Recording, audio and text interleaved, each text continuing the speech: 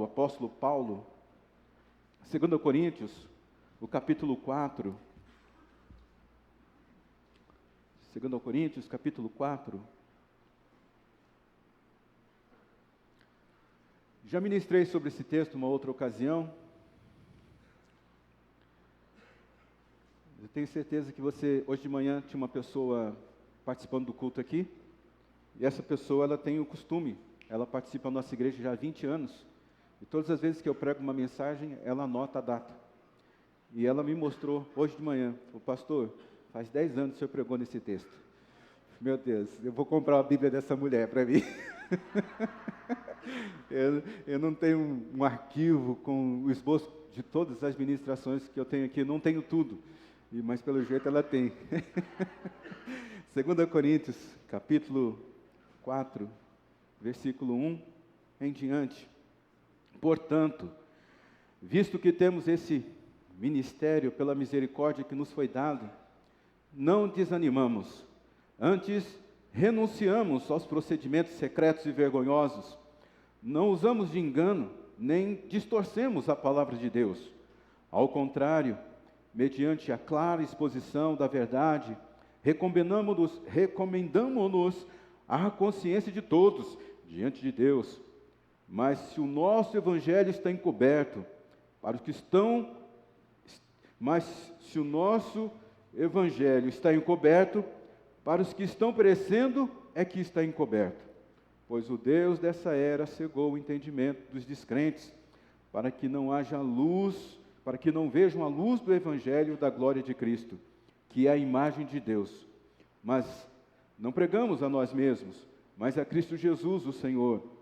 E nós, como escravos de vocês, por causa de Jesus, pois Deus nos disse, das trevas resplandeça a luz. Ele mesmo brilhou em nossos corações, para a iluminação do conhecimento da glória de Deus na face de Cristo.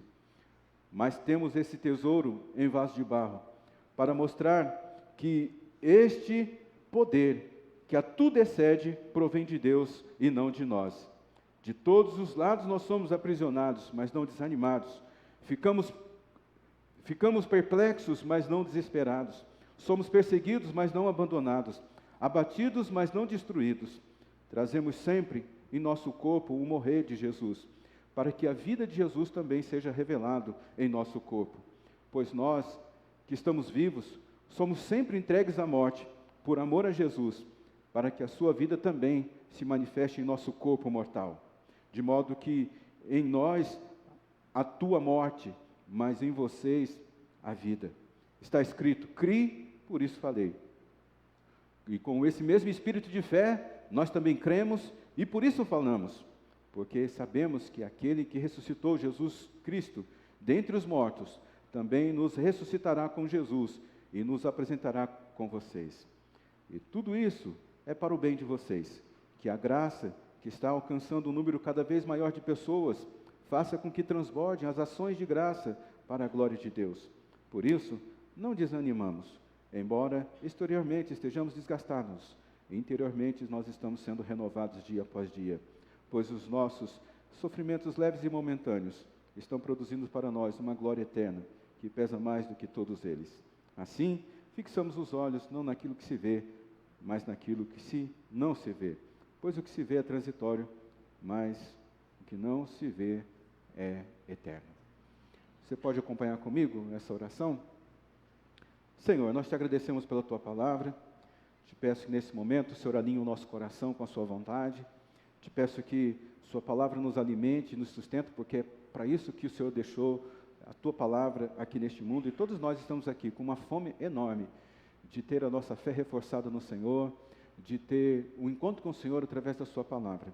Hoje também quero orar, agradecendo ao Senhor pela vida da pastora Roseli, por mais um ano de vida que o Senhor dá a ela. Obrigado porque o Senhor tem levantado a sua filha nesse tempo, nessa geração, como uma mulher de fé, uma mulher de oração, alguém que tem um grande empreendimento no seu reino. Que ela seja recompensada por todo esforço, por toda dedicação, ó Deus, que ela tem feito ao longo dos anos. Primeiro como uma serva do Senhor, como uma filha do Senhor, depois como uma pastora. Também oro pela vida do Jailson, que também hoje completa mais um ano de vida, Senhor. que a tua graça revigore o coração do teu filho, que ele seja guardado e protegido, que cada dia mais o Jailson, ó Deus, encontre o propósito que o Senhor tem dado a ele neste mundo. E o Senhor continue fazendo dele uma bênção para sua esposa, para sua casa, para os seus familiares, para esta igreja, Pai. Que a vida dele seja guardada e protegida pelo Senhor. Ó Deus, se tiver mais alguém aqui fazendo aniversário nesse dia, que sua graça também os alcance. Nos alimente, essa é a nossa vontade nessa noite. Oramos em nome de Jesus. Amém. É muito fácil a gente olhar para a mente do apóstolo Paulo, porque ele tem vários escritos aqui no Novo Testamento. A maioria do Novo Testamento são cartas do apóstolo Paulo, são escritos dele. E através dos escritos dele, nós conseguimos escrutinar a mente desse homem. Nós conseguimos sondar o coração dele. Sim, o que passava pela mente desse homem? Como é que esse homem ele era fortalecido? Como é que esse homem resistiu a tantos desafios na vida dele? A gente consegue ver isso nas cartas, a gente consegue ver isso ali no livro de Atos, quando ele aparece, e o livro de Atos é esse livro que mostra o crescimento da igreja.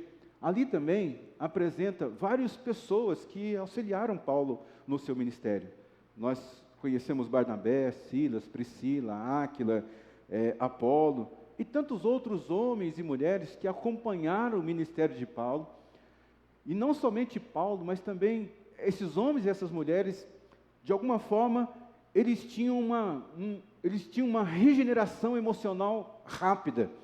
Eles eram homens e mulheres que conseguiam se compor ou se recompor rapidamente diante de cada desafio, de cada dificuldade que eles enfrentavam. Eles tinham uma capacidade enorme de se manter encorajado. Se uma coisa que nós precisamos nesses dias, nesse tempo, é nos manter encorajados. Porque quantos de nós já não passou pela nossa cabeça de desistir do nosso casamento?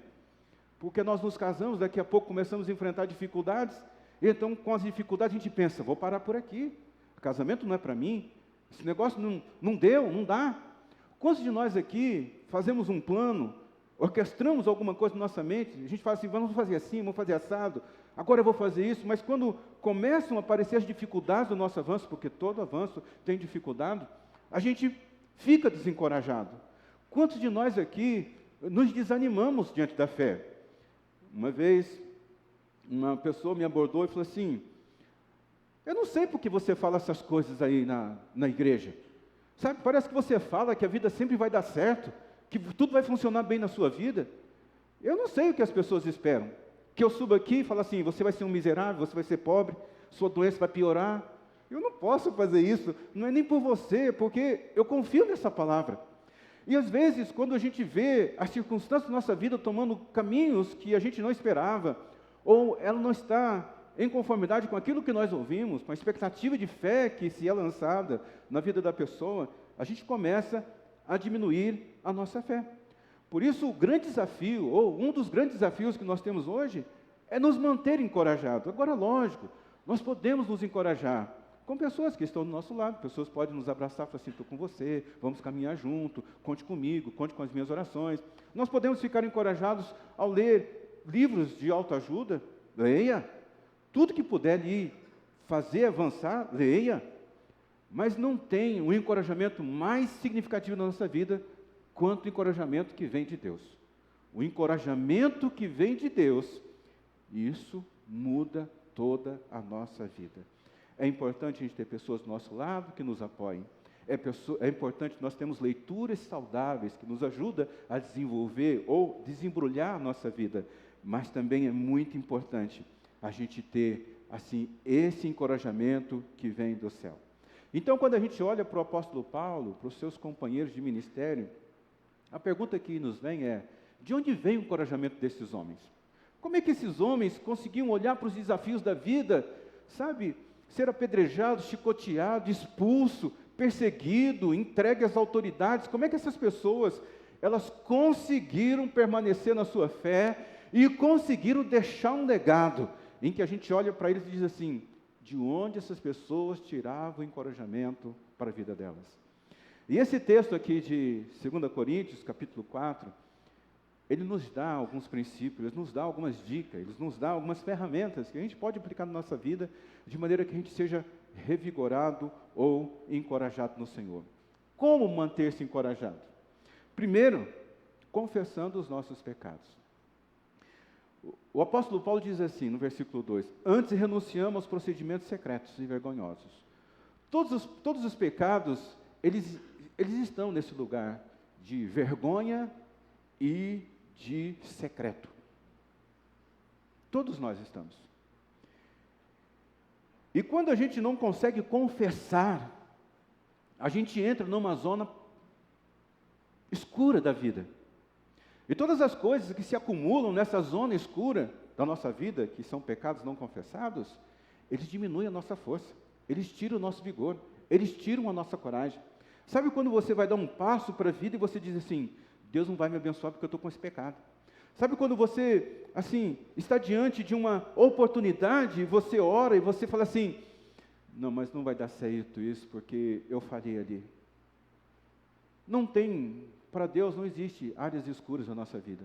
Não existe para Deus pontos cegos na nossa vida. Deus conhece todas as coisas. E mesmo antes da gente pecar, mesmo antes de você pecar, Deus já te amou. Deus já nos amou.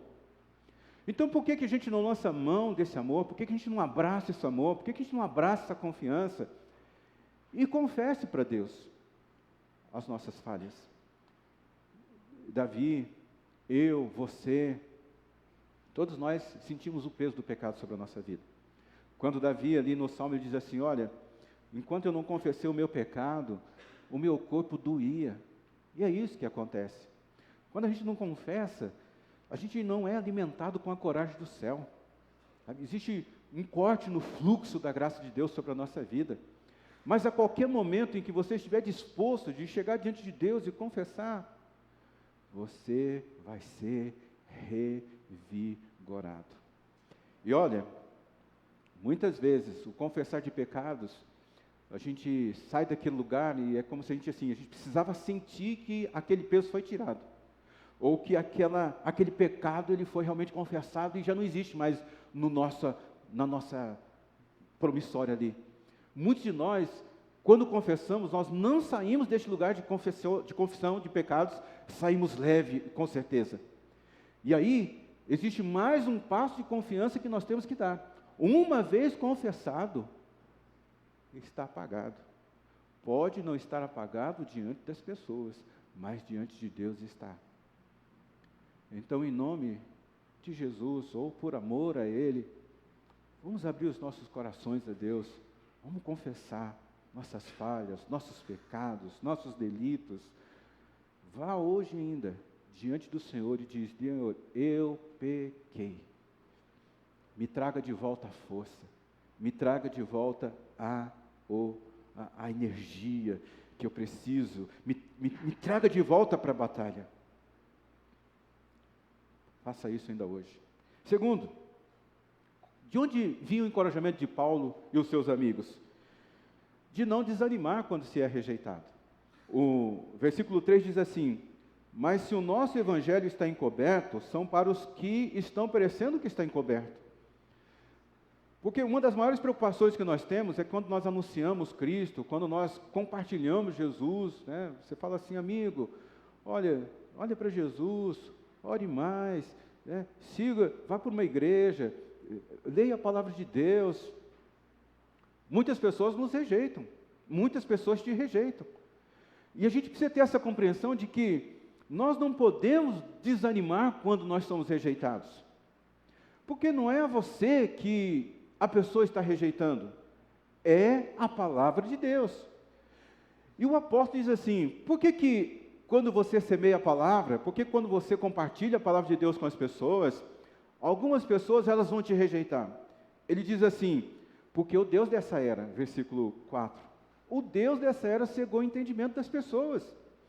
E a gente vê que o Deus dessa era, vamos dizer assim, o significado ou a interpretação do Deus dessa era, podemos dizer que é esse comportamento social. Perceba que o comportamento da humanidade, ou o comportamento social, está levando a gente para um lugar que a gente diz assim, meu Deus, como uma pessoa pode conceber isso? Como uma pessoa pode viver dessa forma? Então, o Deus dessa era é o espírito desse tempo. O Deus dessa era é a maneira coletiva das pessoas interpretarem ou lerem a vida. E Paulo diz assim: eu não vou ficar machucado por conta disso. Eu não vou ficar ferido porque as pessoas rejeitaram a palavra que eu estou pregando. Eu não vou ficar desanimado, eu não vou ficar desencorajado. Porque o espírito dessa era, hoje domina todas as áreas. Mídia, educação, comércio, entretenimento, espaços culturais, formação acadêmica, formação mental coletiva. O Deus dessa era está cegando as pessoas. Comportamentos simples que as pessoas estão ignorando porque o Deus dessa era está cegando. Mas ele diz aqui no versículo 5, olha, pois não nos pregamos a nós mesmos. Você pode ficar ofendido, você pode ficar desanimado, se você estiver pregando de você. Mas se você não estiver pregando a seu respeito, se você estiver pregando a respeito da palavra de Deus, é a Cristo que eles estão rejeitando, não é a sua palavra. Quando essa pessoa me deu esse puxão de orelha, falou assim, não, você vai lá e fala essas coisas, sabe? E eu fiquei olhando para aquilo e falei, meu Deus, como é que a minha cabeça processa isso? Sempre, irmãos, nós estamos aqui, se a gente estiver aqui com 200, com 300, com 5 pessoas, sempre haverá uma resistência para que a palavra de Deus chegue até o seu coração e faça a obra que só Deus pode fazer.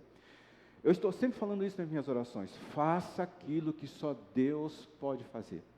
E Deus começa fazendo coisas grandiosas na nossa vida, quando a palavra dele alcança o nosso coração. Então, quando você está em casa e fala assim, será que eu vou na igreja hoje? Ah, mas eu estou tão cansado, eu estou desanimado, há tanto problema, A resistência, tome cuidado com isso. O melhor dia para você vir à igreja é o dia que tudo está errado. Muitas vezes eu vi isso, Maria, que as pessoas chegam aqui e falam assim, eu não vinha hoje, mas eu vim, e tudo que eu ouvi da parte de Deus foi para mim. Eu precisava estar aqui, você entende? O dia que você tem mais vontade de ficar em casa, o dia que tem mais resistência para você vir na igreja, é esse dia que você tem que vir, porque é nesse dia que Deus pode fazer algo transformador na sua vida. Ele diz assim, lá em Mateus capítulo 5, versículo 11 e 12, bem-aventurados são vocês quando por minha causa o insultarem, quando por minha causa rejeitarem a palavra. Jesus está falando, né? Vocês serão bem-aventurados quando por minha causa vocês forem rejeitados. É a minha palavra que você está compartilhando e você pode ser que seja rejeitado, então se sinta bem-aventurado por conta disso. Então, não se magoe, rejeição, não se magoe, não fique ferido por causa disso.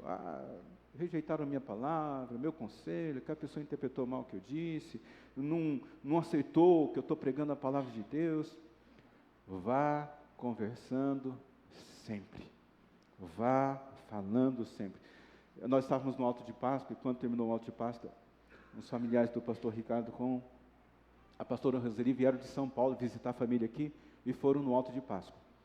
E aí, eu sempre faço um esforço muito grande de estar ali em cima com todo mundo, mas também correr lá na frente para cumprimentar as pessoas, ou ver algumas pessoas. E um dia desses aí, da apresentação, eu corri lá para frente.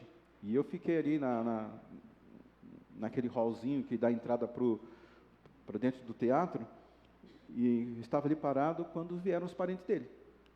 Vieram agradecer pela apresentação do Alto de Páscoa. E tinha uma mulher junto, ela falou assim para mim, fazia 3 anos que eu estava orando para o meu esposo se converter. Ele me pegava, levava para a igreja, deixava na porta da igreja, voltava para casa, depois ia me buscar, mas não entrava dentro da igreja. 3 anos orando por eles. Então significa que, mesmo que você pregando o Evangelho, as pessoas te rejeitem, continue pregando o Evangelho, porque uma hora a luz do Senhor, a palavra do Senhor vai brilhar sobre esse coração.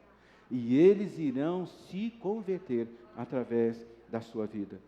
Não se desanime por interceder. Tem pais aqui orando por filhos, tem mães aqui orando por filhas, por filhos, tem esposa aqui clamando a Deus pelo seu marido. Sim, quando esse maridão estiver dormindo, vai lá e fala assim, em nome de Jesus, esse homem aqui vai ser cheio do fogo do Senhor. Esse homem aqui não vai sair da casa de Deus. Ore pelo seu filho, ore pela sua filha, sabe?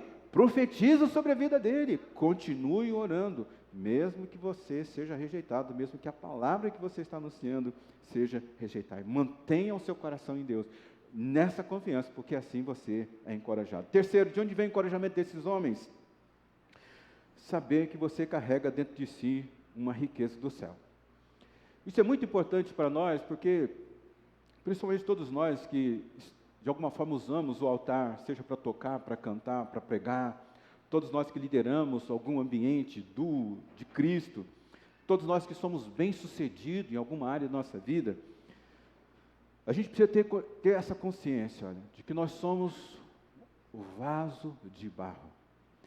E o que nos diferencia de todas as pessoas é a presença de Deus na nossa vida. É o conteúdo, é o Espírito Santo de Deus. Então, o apóstolo diz assim, mas temos esse tesouro em vaso de barro, para mostrar que esse poder que a tudo excede, provém de Deus e não de nós. Todos nós somos vasos despretensiosos. Nós somos vasos, assim, algo simples. Mas por causa da presença de Deus, você carrega a presença de Deus, por causa da presença de Deus, por causa da manifestação poderosa da presença de Deus. Os lugares que você coloca o pé, os lugares que você acessa, os lugares que você está, são transformados. Eu carrego um tesouro enorme dentro de mim. Você carrega um tesouro enorme dentro de você.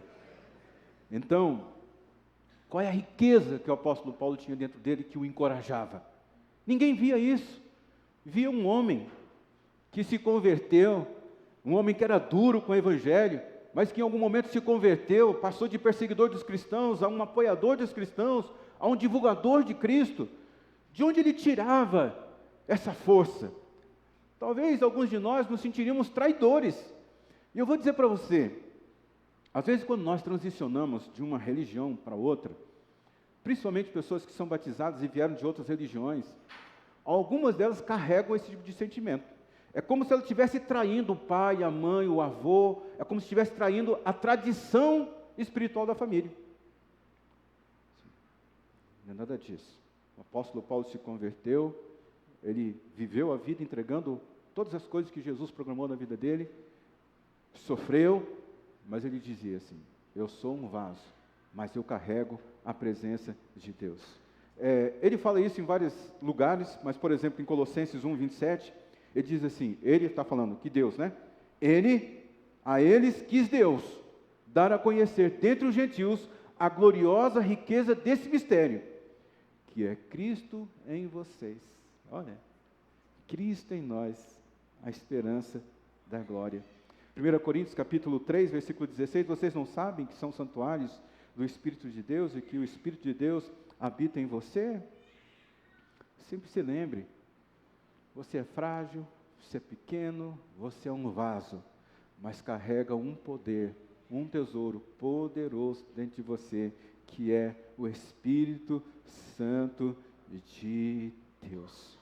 Existe um tesouro escondido nesse vaso de barro. As pessoas podem não dar atenção para você. Você pode ser rejeitado onde você está, mas você carrega essa graça dentro de você. Quarto, de onde vem o encorajamento desse homem? De enfrentar os desafios da vida. Veja o que ele diz, de todos os lados somos aprisionados, mas não desanimados.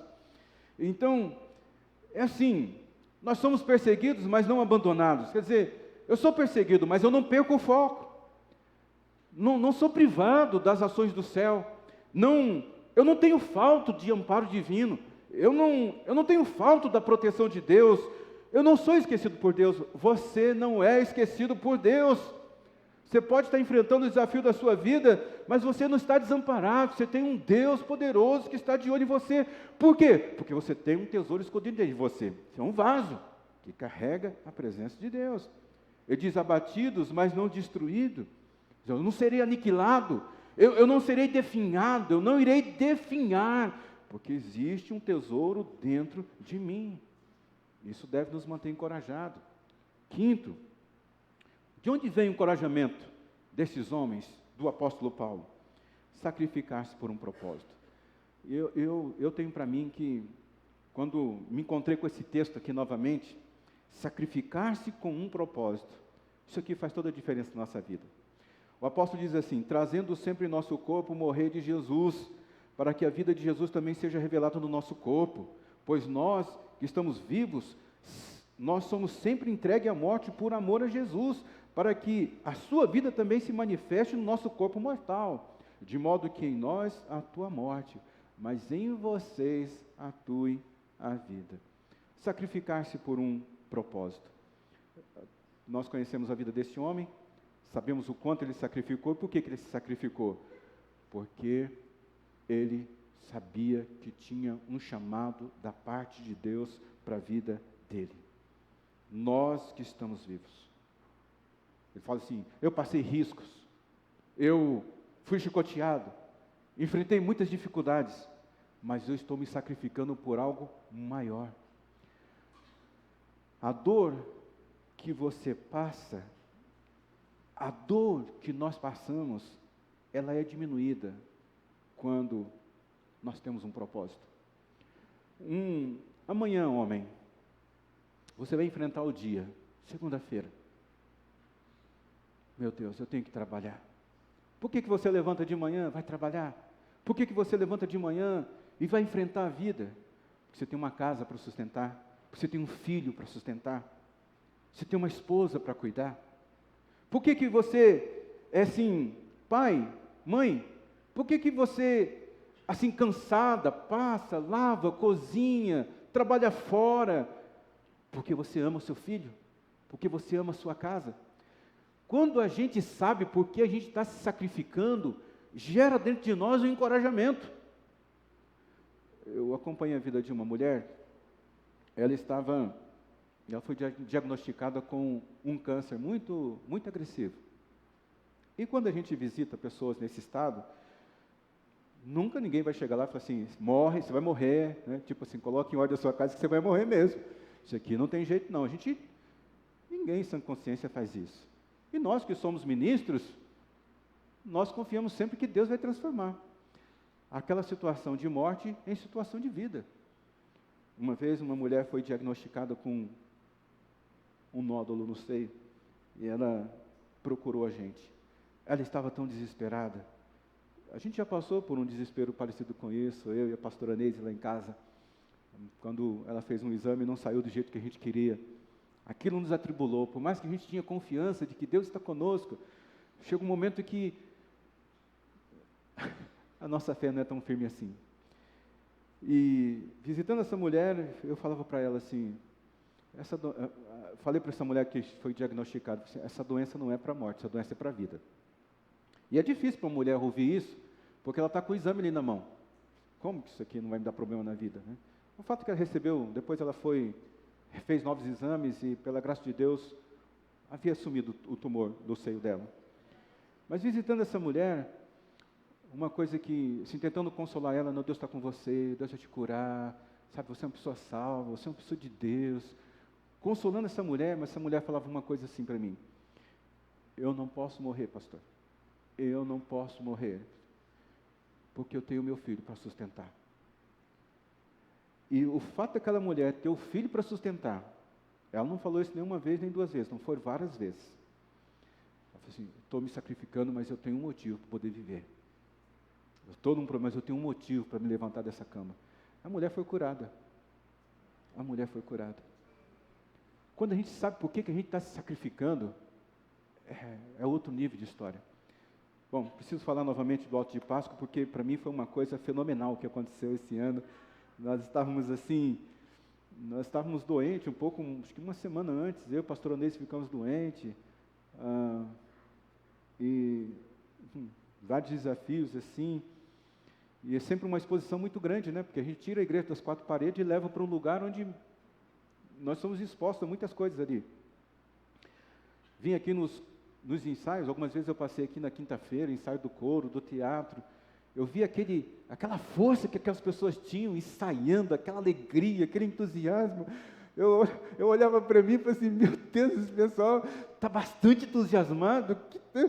E eu estou assim, por que que... Mas quando chegou ali, amigo, quando chegou ali o dia da apresentação, nós veio a agenda, começou no domingo à noite mesmo, quando um monte de pessoas nos ajudou a transportar o cenário que estava aqui para dentro do caminhão. Depois nós descemos lá na segunda e pegamos ali, ó, e de segunda, posso dizer de domingo a domingo, nós ficamos ali. Não é somente eu, os pastores, algumas pessoas estavam nos acompanhando, não. Isso foi toda a igreja. E eu acredito que essa unidade, sabe, de ver alguns pais aqui cuidando dos filhos, levando os filhos, gente saindo do trabalho, indo para lá, gente doente, eu estou aqui, mas estou com uma dor de cabeça terrível, mas eu estou aqui servindo. E todo esse ajuntamento, todo esse sacrifício que cada um de nós fizemos para poder apresentar o alto de Páscoa, eu tenho a impressão que esse sacrifício, né, esse esforço que nós fizemos com um propósito, eu acho que chegou até o céu e Deus falou assim, eu vou descer a glória dele ali, porque assim, às vezes eu saio de uma apresentação de alto de Páscoa, vem uma pessoa e fala assim, o som estava muito alto, isso não sei o quê. É normal isso acontecer, né? Porque às vezes as pessoas acham que precisam nos encorajar com essas coisas.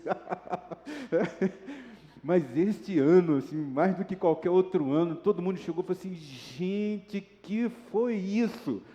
E eu só posso dizer, a glória de Deus.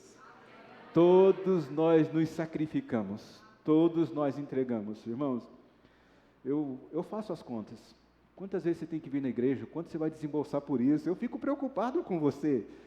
Nós somos uma igreja temos vários espaços, temos várias coisas acontecendo, e eu fico falando, meu Deus, nós precisamos criar uma forma que as pessoas, né?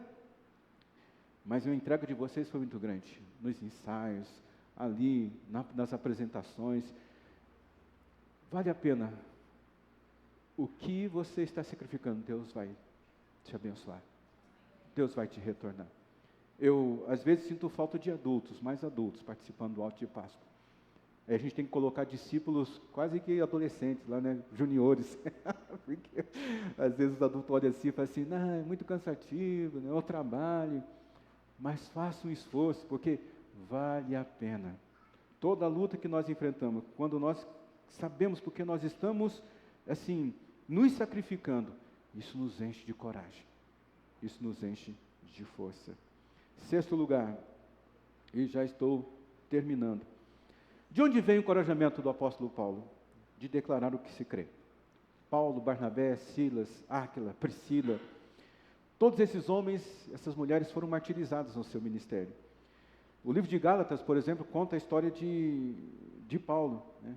Fala de quantas vezes ele foi chicoteado, quantas vezes ele foi apedrejado, das pessoas que o entregou às autoridades.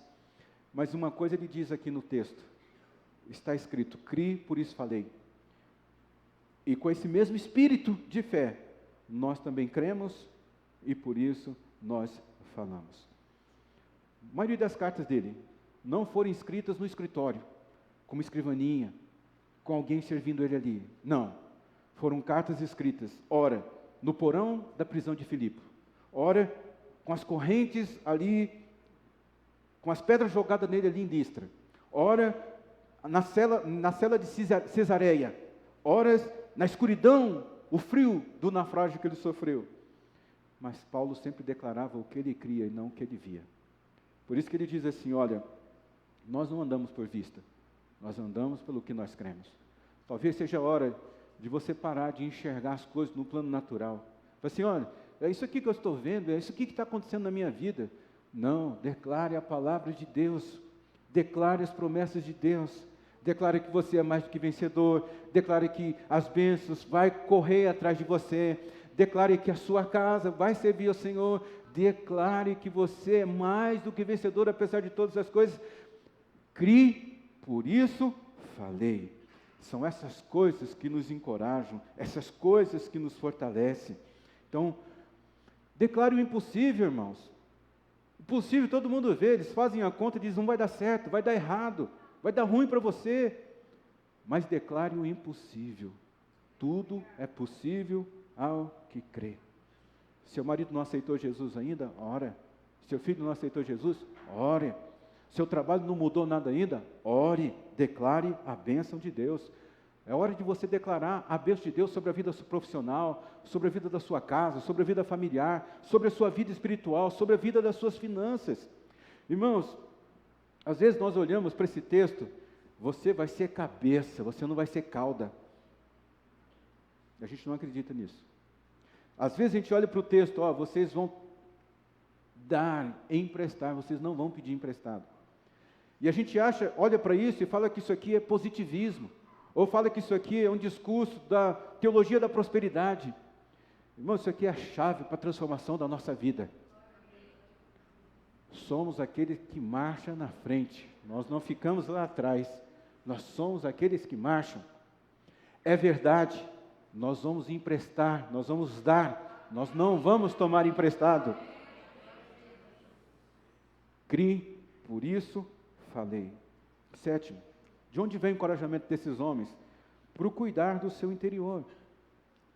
Ele diz assim, não desanimamos. E ele fala isso 4 vezes nesse texto. Se você tiver outra versão, vai dizer, não desfalecemos. Essa afirmação acontece 4 vezes nesses 18 versículos que nós acabamos de ler.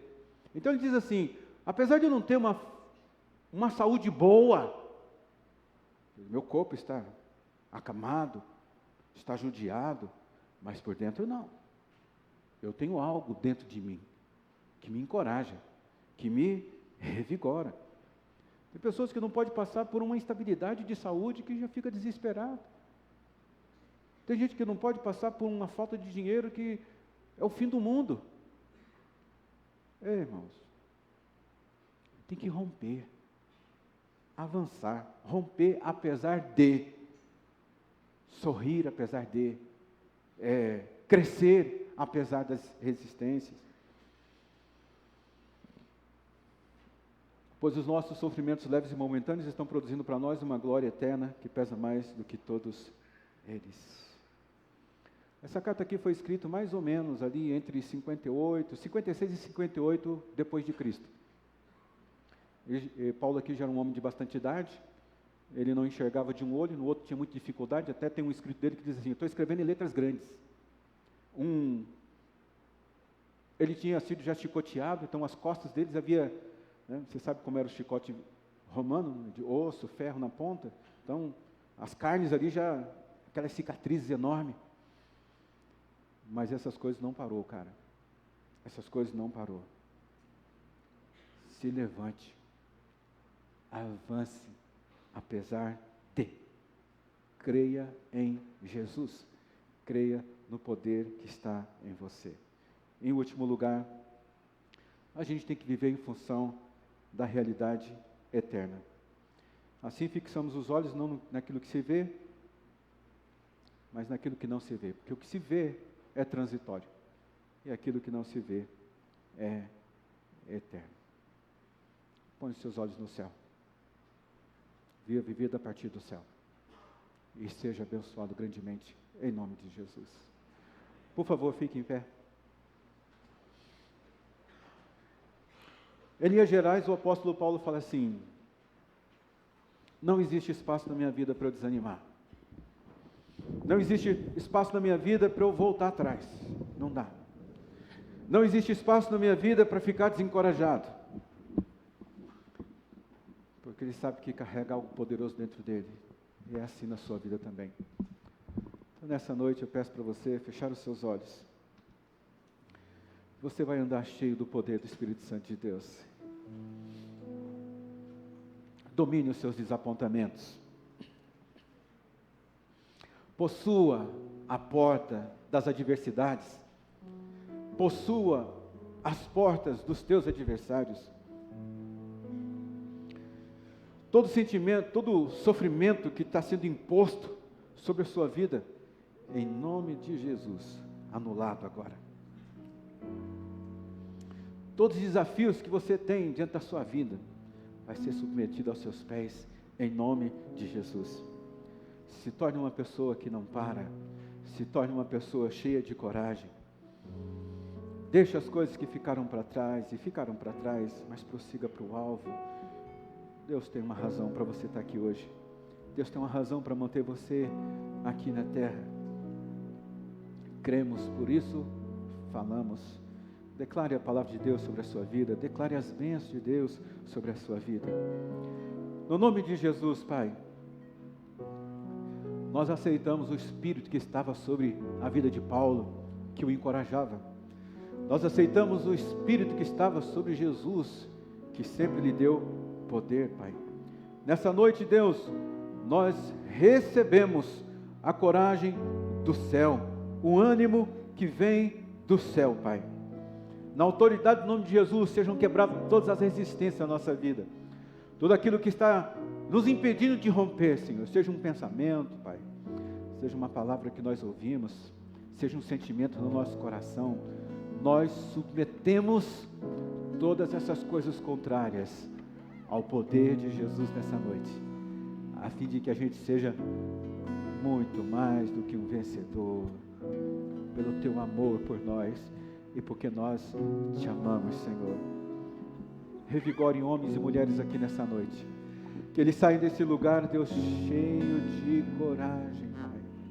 Quebra todo o abatimento, Senhor, do coração, da alma, Senhor. Ó Deus, ajuda a ter um olhar, não é um olhar clínico, Senhor, não é um olhar que escrutina ou quer saber todos os movimentos, mas é um olhar que confia na providência que vem dos céus, providência que vem das Suas mãos, Pai, porque o Senhor sempre é um Pai bondoso, cuidadoso.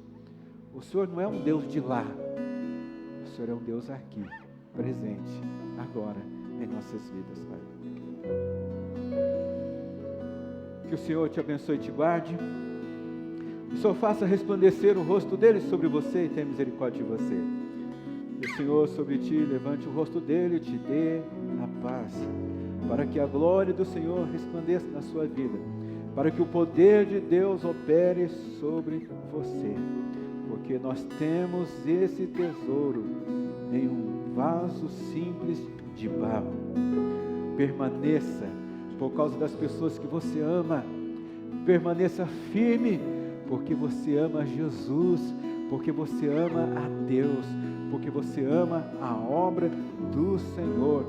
Permaneça firme nessa noite e receba um encorajamento sobrenatural. Eu oro em nome de Jesus. Amém, Senhor. Amém. Deus te abençoe. Uma semana abençoada para você.